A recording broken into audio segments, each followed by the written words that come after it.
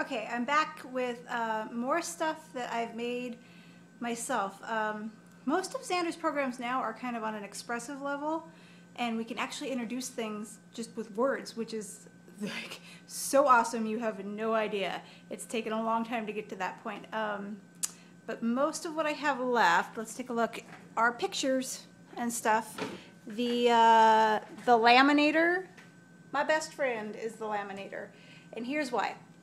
If you're going to spend the money to make stimuli to use in order to save yourself money, because otherwise you have to buy all this stuff, then you should probably protect it so that it lasts, because otherwise you're just throwing that money out the window, because all this stuff gets used and abused. So you can see I've got number cards and upper, and I have lowercase letter cards too.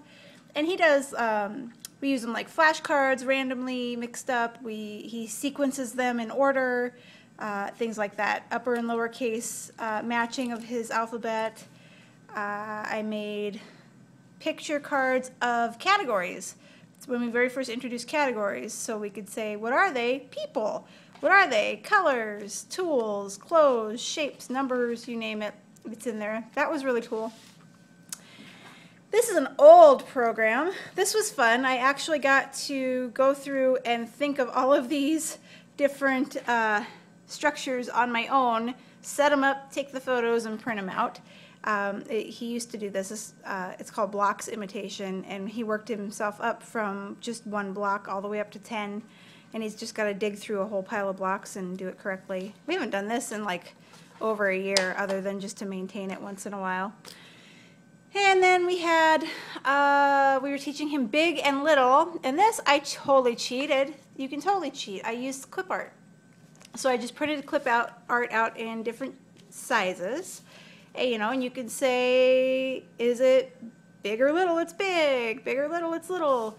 But then the cool part is you can teach them relativity with a third size. So you can say, is it big or little?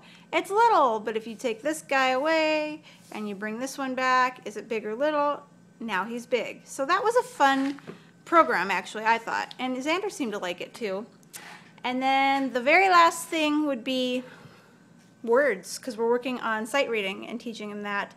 And I will show you that completely on its own post at another time, because there's a few steps to that. But my biggest tip for this, I am a total dork, and I spent hours printing, you know, typing all these words in, printing them out, cutting them out, taping them on, and then putting packing tape over it to save it, right? Hello, I could have just printed them on the cardstock to begin with. So that is my big tip. Just print directly on the cardstock, chop it up, and take a packing tape and go zoop, and you're done, and they last for freaking ever. Because the other reason to make as much of this stuff as you can is this little set of cards right here that they call language builder cards. Where are you? Here you are.